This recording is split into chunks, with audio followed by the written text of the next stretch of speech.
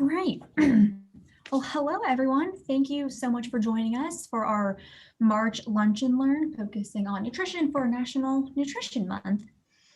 Our next Lunch and Learn will be April 30th, and this is going to be focusing on American Heart Association's Life Simple 7. And we have Dr. Nolan out of the College of Nursing coming to speak on that topic. And you can find that on Link to Health and YP4H.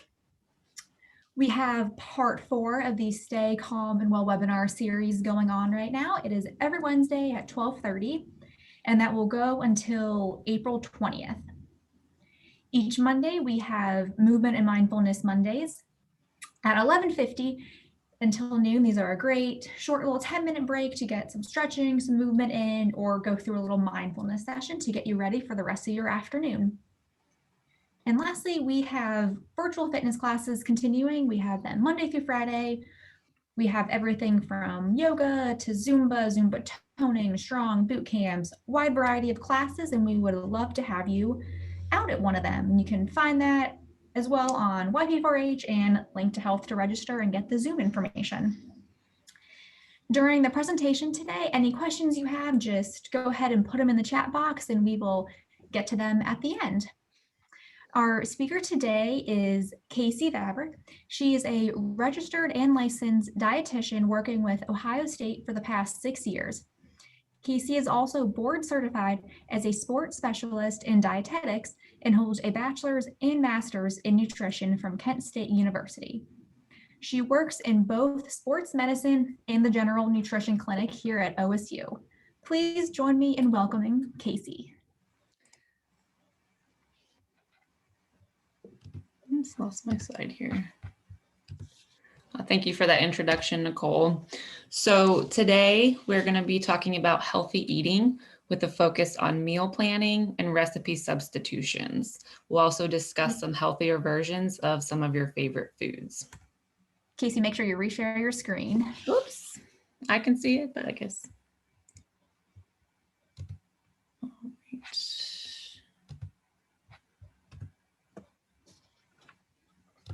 There we go. Can you see it now? Yep, it is loading and there we go. There we go. Okay. Perfect. So these are the objectives for my presentation. Like I said, mainly focusing on some meal prep strategies and then some healthy substitutions. And I will be providing a lot of tips, different apps you can use, websites, resources. So a lot of information if you want to write them down, or even if you want to take a screenshot of the slides, that might be helpful as we go, because there are a lot of good resources in this presentation. And if you didn't know, March is National Nutrition Month. So we only have 5 days left, but we're still celebrating. So happy Nutrition Month. All right, so before we dive into meal planning and healthy substitutions, I wanted to do a quick review of some healthy eating basics. And if you guys have questions about any healthy eating topics, like Nicole said at the end, we can have some questions. Myplate.gov is a great resource if you just have some basic healthy eating questions or just want to know that the current guidelines are. The picture on the right is MyPlate. If you haven't seen that before, MyPlate is the current nutrition guide published by the USDA. It replaced the food guide pyramid in 2011, and it's based on the recommendations for the dietary guidelines for Americans. It's a great guide for just planning your meals out. You want to make sure you're eating a variety of foods from each food group, including lots of fruits and vegetables, whole grains, low-fat dairy, lean proteins, and healthy fats.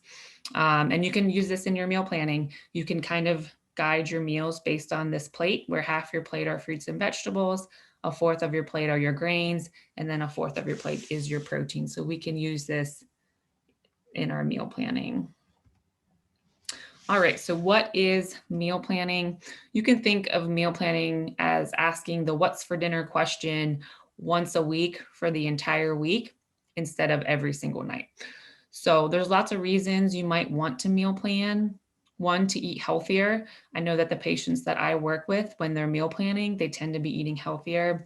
It saves time and money, keeps you organized. It helps to add variety to your meals. I know if you're with me, if I'm trying to plan a meal last minute, I tend to reach for the same things. If you're meal planning, it's a great way to add variety and reduces stress, especially around mealtime. We'll go through some different recipes, ingredients, shopping lists, and again, I'll provide a lot of resources for you. So the simplest approach to meal planning is 3 easy steps. Step 1, choose recipes and create your meal plan. Step 2, make a shopping list and shop for those ingredients. And step 3, prep those ingredients. It's very simple. All right, so choosing your recipe, some things you might want to consider. Number 1, the nutrition. If you're going to be basing it off the My Plate guidelines, which is a great suggestion, you might want to make sure half your meal are more vegetables, fruits and vegetables, including a grain as a fourth of your plate. You might want to look at more plant-based meals. Some other things you might consider is the time. How much time do you have to meal prep? How much money you want to spend, your schedule, what day can you do any meal prep, resources. Do you have room to meal prep? Do you have the resources you would need, Ziploc bags, any places to store the food, and any other needs you might need. If you're a beginner, you might want to choose 2 to 3 of these things that matter the most and keep them into consideration when you move on to the next step, which is choosing your recipes. So this is the fun part. Choosing what recipes you want to be meal planning for.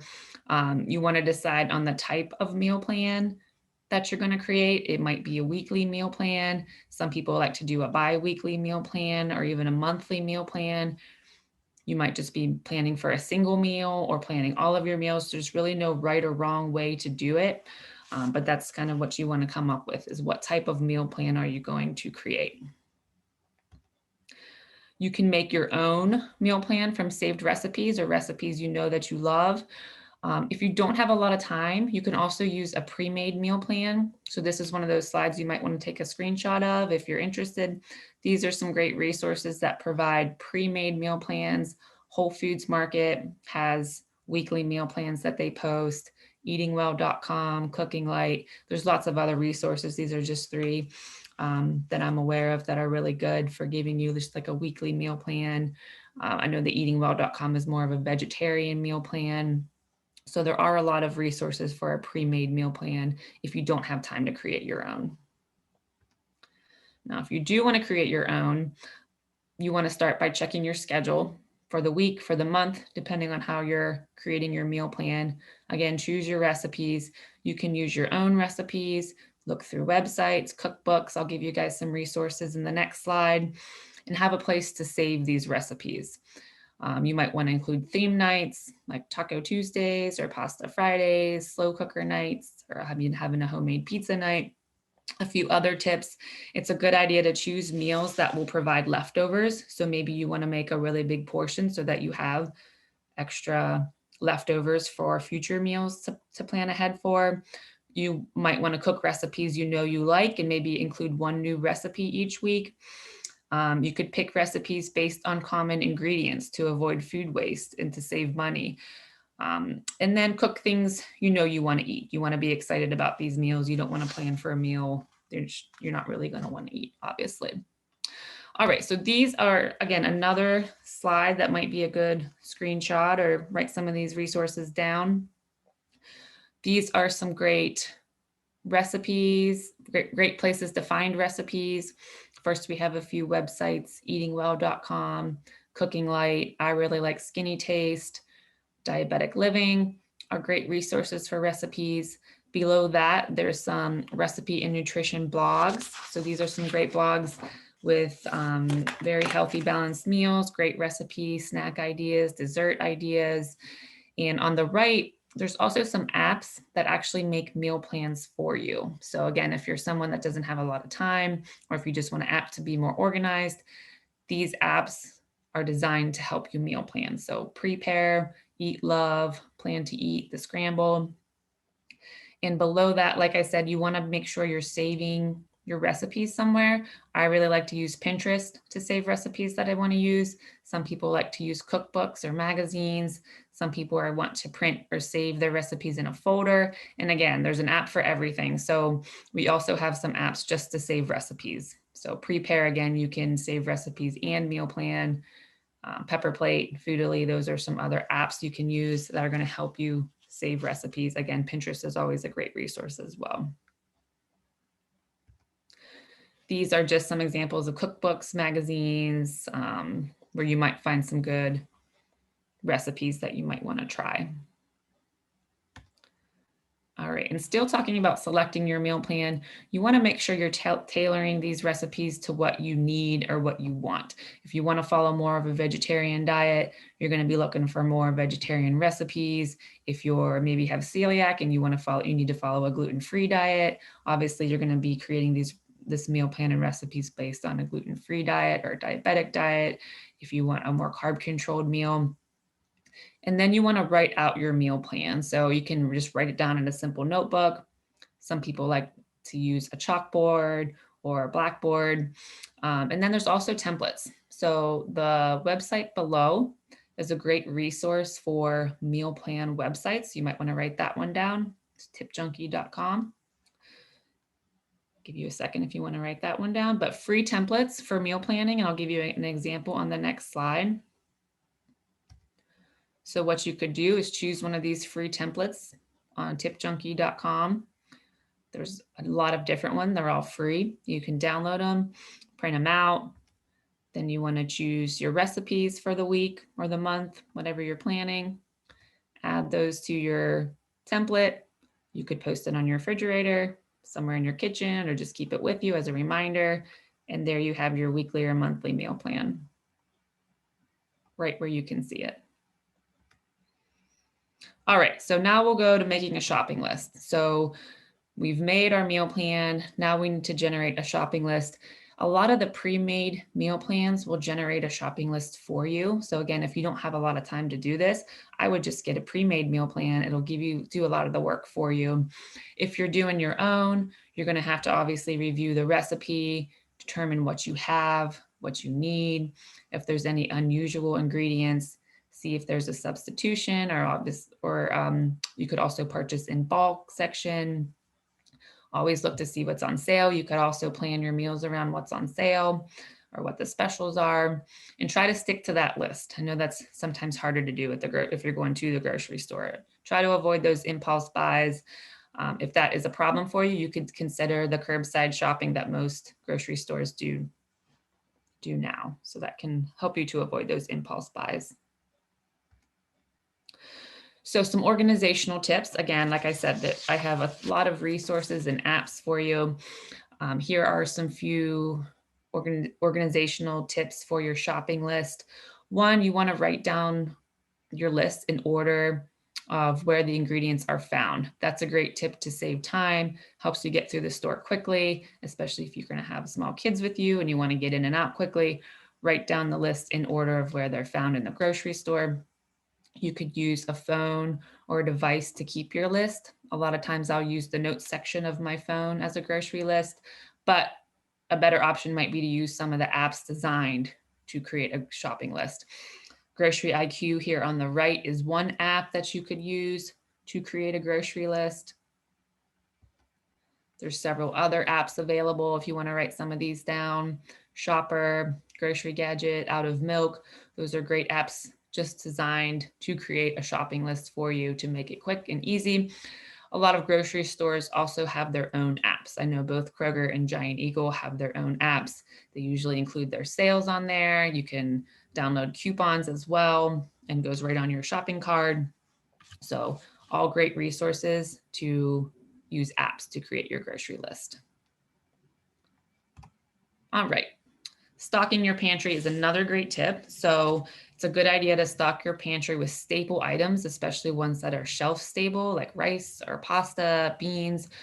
These items, stock items that you use frequently in recipes, and ones you can make really quick staple meals from if you're in a hurry.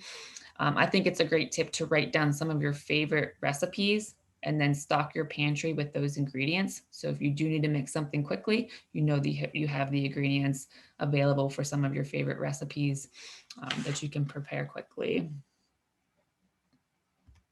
All right, so now preparation. So lots of ways we can do this. With your meats, you want to cut and divide into the portions that you're going to need based on your recipe. You can, for example, make patties or meatballs 1 to 2 days in advance and put them in the fridge. You could freeze portions that you're not using. You can pre-cook ground meat to use in soups, chilies, tacos. Fruits and vegetables, you want to wash and chop what is needed for your recipes in advance so that when you do go to cook your meals, you'll have that already ready. You can also buy pre-cut fruits and vegetables if you don't have a lot of time to do the meal prep part. And then prepare anything ahead of time that might be used throughout the week. And then again, look for items you can cook once and use twice. So again, things like rice, pasta, noodles, beans, you might be able to use those for several different meals throughout the week. All right, other time-saving ideas. You could do a full meal prep where the meal prep is done in one day. Maybe on Sunday when you have more time, you might be able to meal prep a larger meal or for a few days, best for 3 to 4 days. If you're going to do this, if you're going to do a full meal prep, maybe prepare for 3 to 4 days. Again, choose that least busy day of the week. Sundays are usually great for most people. And again, be sure you have enough food storage containers, Ziploc bags, space to put the meals that you're prepping. And again, the link below is another great resource for meal plan ideas. So there's a weekly newsletter at theleangreenbean.com, great tips and advice if you are starting the meal prep process. Some other time-saving ideas. Ice cube trays are perfect for freezing anything you might be cooking with. You can put herbs in oil and freeze them in your freezer. If you have herbs you tend to use a lot during cooking, you can use broth, pesto, wine. You can freeze lemon juice. I know we use a lot of lemon juice in our recipes and lemons can sometimes go bad. So you could just freeze them in your ice trays and they're going to last a little bit longer. All right, so I do have a few meal ideas. So we're going to go through breakfast, lunch, and dinner just to give you guys some ideas of foods that you could meal prep for. So here's some great meal ideas for breakfast. Overnight oats and chia pudding are 2 really quick, easy meals you could do the night before. Throw them in your freezer and then, or your refrigerator. And in the morning, you can just grab them and go. You can do lots of different flavors with overnight oats or chia pudding. You can add different fruits, peanut butter, nuts and seeds. So you can play with different flavors there. Grain bowls. You could prepare your ingredients for a smoothie or a smoothie bowl and have those ready to go and then throw them together in the morning. It should take just a few minutes. You could cook breakfast bars or muffins that you have to use throughout the week, cereal and fruit. So those are some great meal ideas for breakfast. Some lunch ideas, stuffed whole grain pitas, wraps, or sandwiches. Those are great opportunities to provide a lot of extra vegetables. You can load those up with cucumbers, peppers, onions, celery, leafy greens. Great way to add extra vegetables in your meals. You can include canned chickpeas or lentils for protein if you want to do a plant protein. Include a dressing or hummus. I really like mason jar salads. So the picture on the right, very quick and easy. You could prepare these, grab them for your lunch and go. All you do is empty the jar and you have your salad in there. Grain salads are also a great way to go too, where you have your whole grain, your veggies. If you want to add a lean protein, you can. Dressings, very quick, easy meals to plan ahead for. Some of these you could use for dinners as well. Some other ideas for dinner. Sheet pan dinners are always a great idea. So the picture on the right is an example. You could throw your meats, your potatoes, vegetables, add some herbs and spices and pop it in the oven and you have your entire meal ready in 20 minutes. Pastas are going to be quick and easy. Stir fries are something you could plan ahead for and have a quick meal for. So these are some great ideas if you're just getting started on choosing recipes for your meal plan. Here's an example meal plan. This would be a weekly meal plan. Again, your meal plan can look differently. It could be monthly, it could be 3 days, it could just be 1 day. Again, no right or wrong way to do this, but this would be an example of a full week meal plan that you could create. All right, so in conclusion for meal planning, make meal planning a priority. Implement the 3 steps that we talked about in meal planning. Gather your recipes and write out your plan. Make your grocery list and shop. Like I provided a lot of different apps that are going to be helpful to you for your grocery list and shopping. Do your prep work to make the work easier. All right, so my next topic kind of goes along with the recipe part of meal planning. So we're going to talk about some healthy substitutions for your meals and your recipes. So first, we're going to talk about ways to decrease the fat in our meals.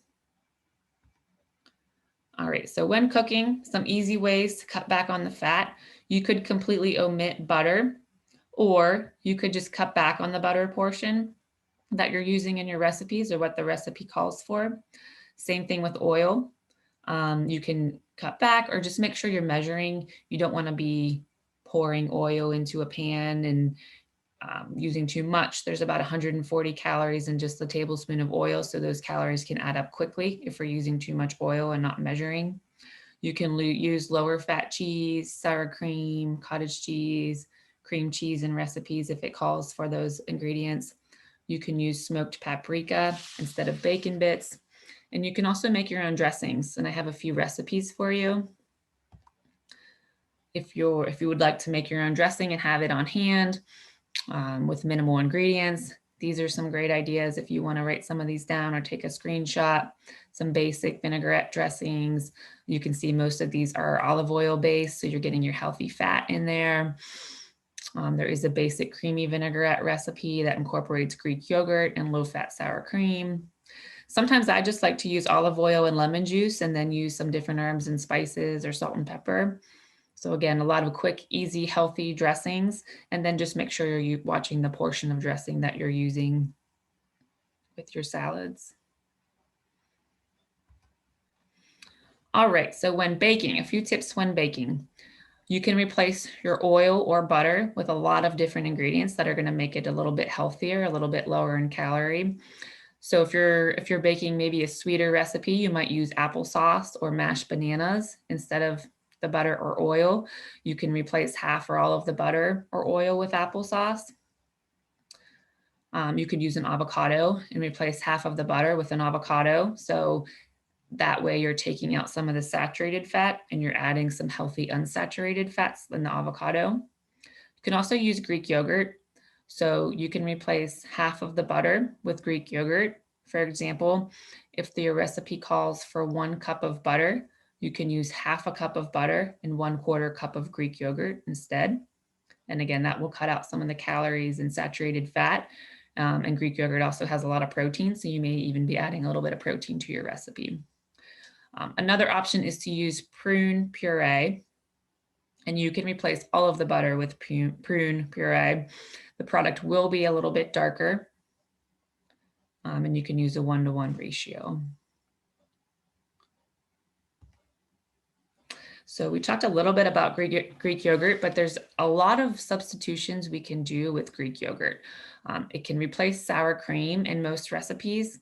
You can use Greek yogurt and just a regular unflavored Greek yogurt to top your baked potatoes. You can use it with Mexican foods. You can use it when making chips or veggie dips. I've used a lot of different Greek yogurt recipes for veggie dips. You can replace your heavy cream with yogurt to be used in recipes like mashed potatoes, soup, or pasta. You can also use it as mayonnaise. So if you're making a chicken salad or tuna salad or a potato salad, you can use a 1-to-1 ratio and replace your mayonnaise with plain unflavored Greek yogurt. All right, so when we're talking about proteins, there are some ways to cut back on the calories and saturated fat from a recipe. So we can always replace higher fat proteins with leaner protein options. Some great ideas would be to use extra lean ground turkey. You can use ground chicken instead of ground beef. Bison is a great option. Bison is a very lean red meat, or 90-10 ground beef. Those are some great leaner protein options that you can replace in your recipes that have higher fat protein ingredients. You can use evaporated skim milk instead of heavy cream. And you can even use a flax egg instead of eggs. This is a great vegan option, or if you have an egg allergy. 1 tablespoon of flaxseed plus 3 tablespoons of water will create an egg substitute. There's a picture of it on the right. When you put flaxseed with water, it kind of forms a gel. That's what happens with chia pudding as well. And you can use that instead of eggs. All right, so now we'll talk about some healthy substitutions and ways to decrease sugar in our recipes. So here's some ideas for sugar. So first of all, we can always just use less sugar. If a recipe calls for 1 cup of sugar, we might be able to use half a cup of sugar. And then you could always throw in some extra vanilla or almond extract to add a little touch of sweetness without adding more sugar. We can skip or just use less sugar in fruit pies. You're going to get some sweetness from the fruit, so you can get away with a little less sugar in the recipe. You can swap sugar for mashed bananas or applesauce.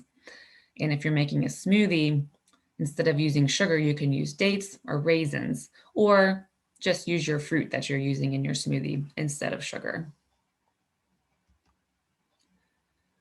This is a review of some of the things we talked about, some of the replacements we talked about for sugar, for butter, for oil. As you can see, a lot of times it just says reduce the portion. So in any recipe, a lot of times we can just cut back on the sugar, cut back on the chocolate chips.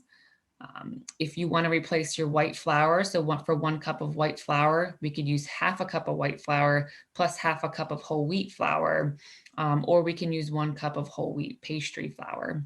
If a recipe calls for whole milk, we can cut back on the fat and use a low fat milk or a skim milk as well.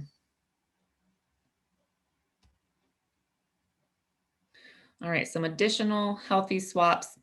We kind of talked about flour in the last slide, but you can also use white whole wheat flour instead of white flour, or you could opt to use a nut or bean flour. There's a lot of new products in the market like almond flour that you could use instead of your white flour. Rolled oats instead of breadcrumbs is a great option. You're going to get some extra fiber with the rolled oats instead of breadcrumbs that are usually more white flour.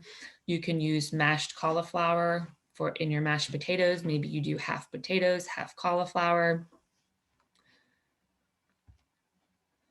All right, and another thing you might want to try to do instead of replacing something in your recipes, you might just want to add to the recipe. You might just want to find ways to add extra fiber, add extra nutrients to your recipe without actually changing the original recipe or replacing anything that was originally in your recipe. So here's some great ways to add fiber and nutrients to your favorite recipes. For example, you can add pureed vegetables to spaghetti sauce. You can add pureed butternut squash to mac and cheese. It's going to give it a more creamy texture. You can always add extra vegetables to meals. For example, with mac and cheese, you can throw some cooked broccoli, add some spinach, maybe throw a lean protein in there and make a meal out of it. You can swap healthier flours for all-purpose flour. We reviewed some of those examples like almond flour or half white flour, half whole wheat flour. You can use the darker leafy greens in place of lettuce or iceberg lettuce. And for example, spinach, arugula, kale. You could use a mixture of these different leafy green vegetables in your salads or on your sandwich, whatever you're using lettuce for. You can use avocado instead of mayo on your sandwiches. So that's going to take out maybe a more saturated fat and replace it with a more healthy unsaturated fat. And you can actually replace cheese with nutritional yeast. So if you've never used nutritional yeast, it's actually deactivated yeast. It's very high in nutrients. It's high in B12 It's high in protein, it's high in fiber. It's also gluten-free if you have celiac disease, and it gives foods kind of a cheesy flavor. You can use it in anything you might use cheese in. I've used it on popcorn before. You can use it on tacos, vegetables, on potatoes. You can use it in soups. Really anything that you might use cheese in, you can use nutritional yeast instead. And that's a picture of it on the right. You'll usually find it in the seasoning section in the grocery store. Some other ways to add nutrition to your recipes. For example, if you're making pancakes or waffles in the morning, you could add pureed pumpkin. That would be great in the fall. Some pumpkin flavored pancakes. You can top pancakes and waffles with fresh fruit or whole fruit or pureed fruit compote instead of syrup. You can also bread fish and chicken with crushed nuts like pistachios instead of breadcrumbs. Or you can use whole grain breadcrumbs. All right, and my last topic for healthy substitutions is comfort foods. So how can we make our favorite comfort foods just a little bit healthier? So first we'll start with macaroni and cheese. Everyone loves macaroni and cheese. There are a lot of great ways to improve the nutrition. First, we maybe want to make a homemade version instead of the boxed variety. There's lots of different options for noodles. So instead of the white flour noodles, we could use whole wheat noodles. We could use lentil pasta or a pasta made from beans. There's a lot of new pasta options on the market that are made from beans and lentils. You can use a lower fat cheese or a fat-free cheese.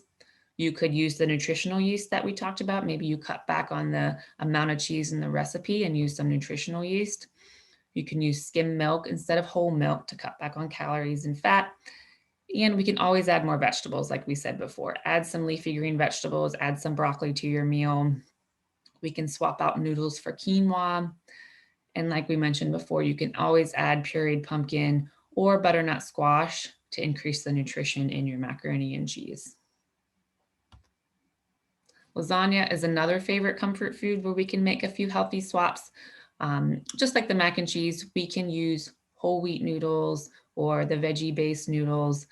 We can swap out every other layer of noodles and use grilled zucchini or eggplant.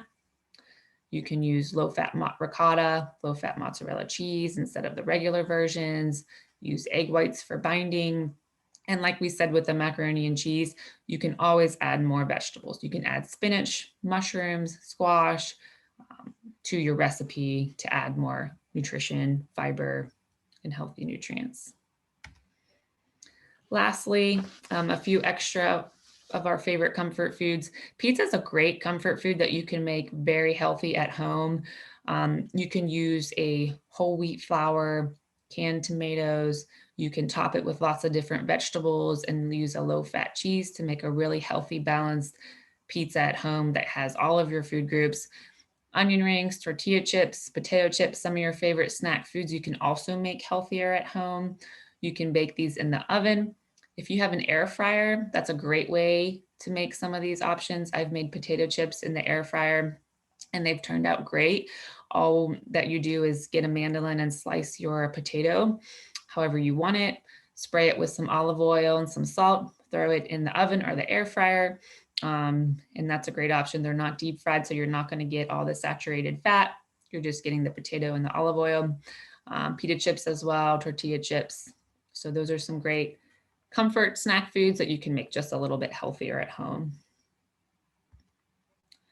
All right, so that's all I had for healthy substitutions. If you guys have any questions, go ahead and put them in the chat box. I also have some information if you're interested in working with a registered dietitian with OSU. I have our number for our general nutrition clinic and also with sports medicine. I also have my email as well if you have any questions about scheduling.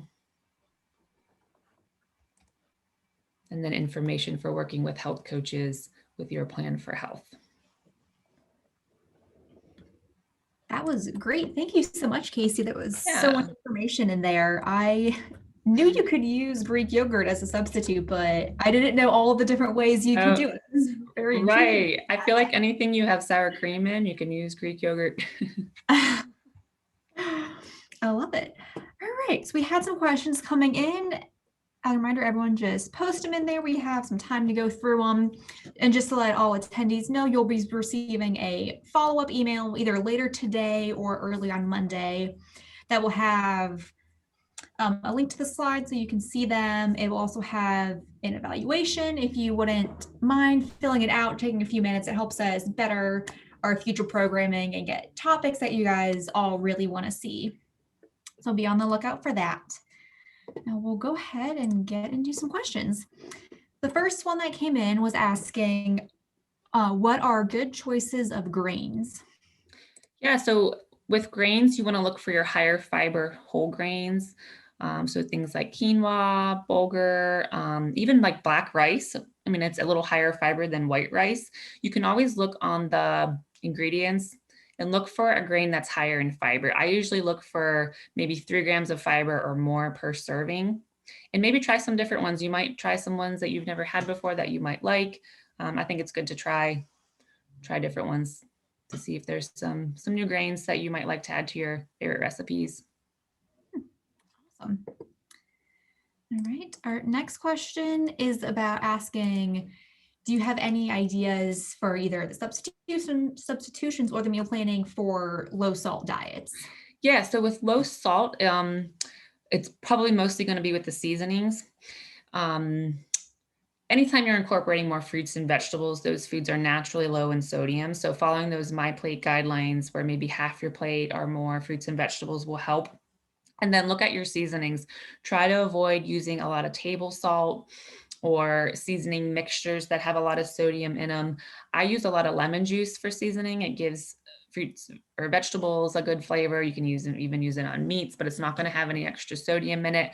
You could use a seasoning like lemon pepper or pepper, even like garlic, onion, different herbs and spices. You could experiment with different ones like thyme or rosemary. Those are both great on chicken or fish. So I would just experiment with different herbs and spices, lemon juice, and just avoid any seasonings that are really high in sodium. Great. Our next question is, I think, just clarifying something they were asking, using nutritional yeast 1-for-1 in cheese. For that one, I would probably just go based on your taste. I would use as much as you like in the recipe. I don't know that it's 1-for-1 necessarily because it's more of like a flaky seasoning. So I don't know if you would use this. You probably wouldn't use the same amount of cheese in a recipe, but maybe just do it to taste, I would say, or use it to add a little extra cheesy flavor to your recipes. Or if you're just putting on popcorn or a baked potato, you wouldn't necessarily need a whole lot, but just do it to your taste. It wouldn't be necessarily 1-for-1 for cheese in recipes. Great. Thank you for clarifying that. Yep. And then our next question is asking, are egg beaters healthy? Yeah, egg beaters are fine, especially if you're, have higher cholesterol. So most research shows that cholesterol in food doesn't affect blood cholesterol for most people. There is a small percentage where blood or cholesterol in food may affect your blood cholesterol. But if you don't want to eat a whole egg, or egg beaters are a fine alternative. It's not going to have the cholesterol from the yolk that a normal egg would. So yeah, those are fine if that's what you want to use. Awesome. Yep. And then we have someone asking if you have any healthy snack ideas. Yeah, so for snacks, I mean, it's always great to incorporate more fruits and vegetables. So anytime you can incorporate fruits and vegetables with snacks, that's a great place for them. Even things like veggies and hummus, or even if you want to throw some starches in there too, maybe you're going to have pretzels and hummus, but you throw some veggie sticks in there too. Yogurt's a great idea. Apples and peanut butter, or banana and peanut butter. I do like to try and combine a carbohydrate and a protein food with my snacks because protein tends to keep you full longer, just like fiber does in the fruits and vegetables. So even like a whole grain cracker with a lower fat cheese, or the hummus we talked about. But yeah, anytime you can incorporate more fruits and vegetables with your snack, that's always a great place for them. Fantastic. Okay. Our next question is, what is your opinion about naturally flavored water, like seltzer water? Yeah, I think for the most part they're fine. A lot of them use artificial sweeteners, but it's not a large amount. So yeah, I think those are fine options, especially for people that maybe don't like plain flavored water. Another option would be to take your water and throw fruit or herbs in your water. I do that a lot in the summer. I didn't have it this year, but sometimes I'll grow mint, and I've taken my water and put mint and strawberry and cucumber, or you can put any citrus fruits are good in water. It gives it just a little bit of a flavor. So that's another option. But if you really just like the flavored waters, they're fine. And see the question has 10 milligrams of sodium. That's not very significant. So yeah, if you like the flavored waters, that's fine. I wouldn't worry too much about that. It's a great alternative to pop or more sugary drinks. Awesome. Yeah, that sounds really good, putting the mint in that. Yeah, it's good. Yeah, I used cucumber, mint, and strawberry was my favorite. But I've used orange was good. Any citrus were good. I tried watermelon once and it didn't taste too good. But the citrus and mint and cucumber and strawberry were really good in water. It gave just a hint of a flavor, but not all that added sugar you would get from something really sugary. Great. I think that was the last question that came in. So if you have any questions, just a reminder, go ahead and put it in the chat box. So a couple minutes. If anybody has any. Hi, Roger.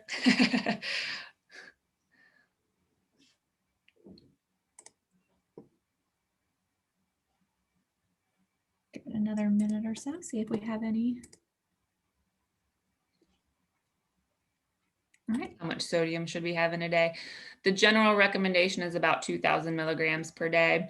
If you're thinking about in terms of salt, 1 tablespoon of salt has 2,300 milligrams, or 1 teaspoon. I'm sorry, 1 teaspoon of salt has 2,300 milligrams. So, but about 2,000 milligrams a day is a good goal for most people.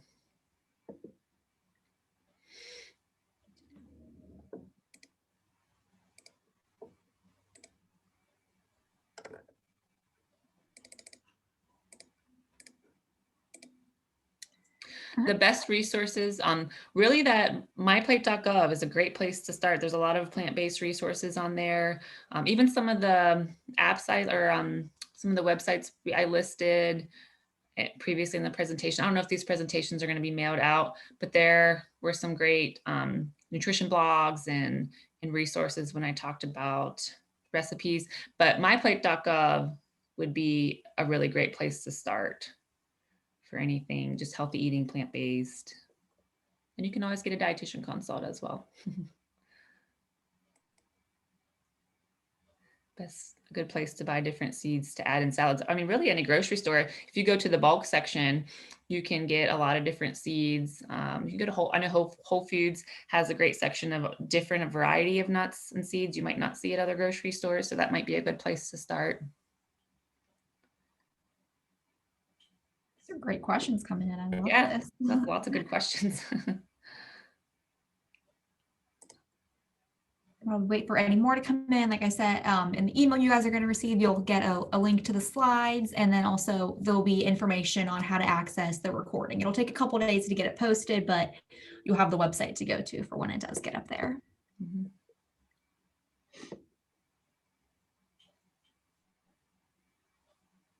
Any last minute questions?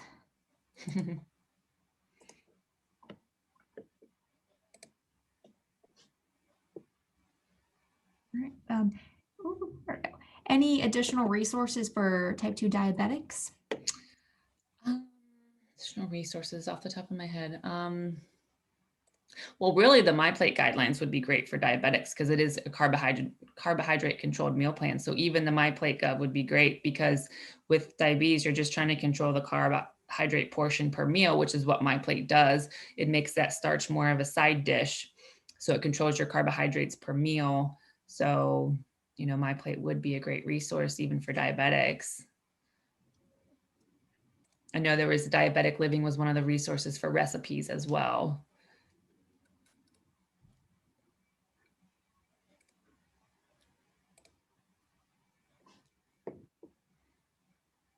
actually have a question, kind of just your opinion. I have always been worried to use applesauce as a substitute and stuff. Yeah. Have you ever personally used that? I'm just curious if things taste. I haven't, but I have heard that it can change the texture just a little bit, but not really dramatically.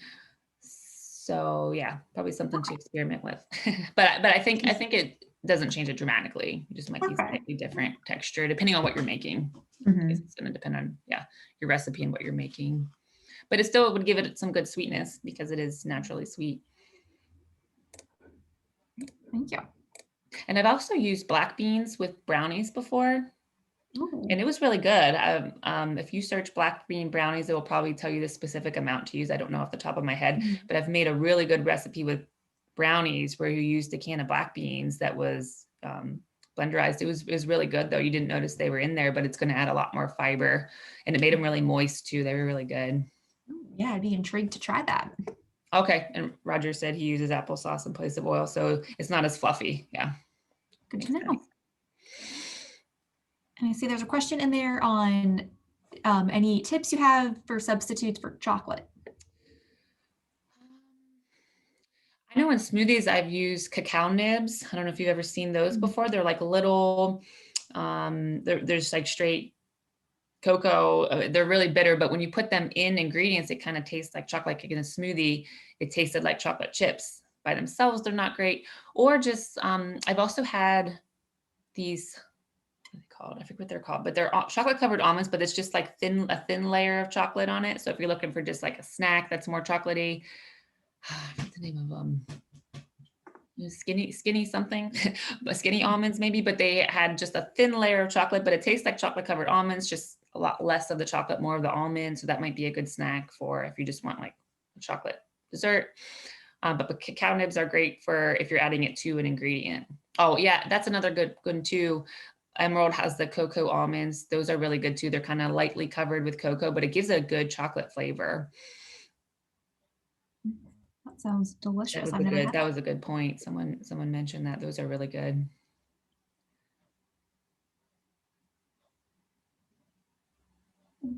Any more questions? Those have all been fantastic. Yeah, lots of great ideas in this handout or this PowerPoint.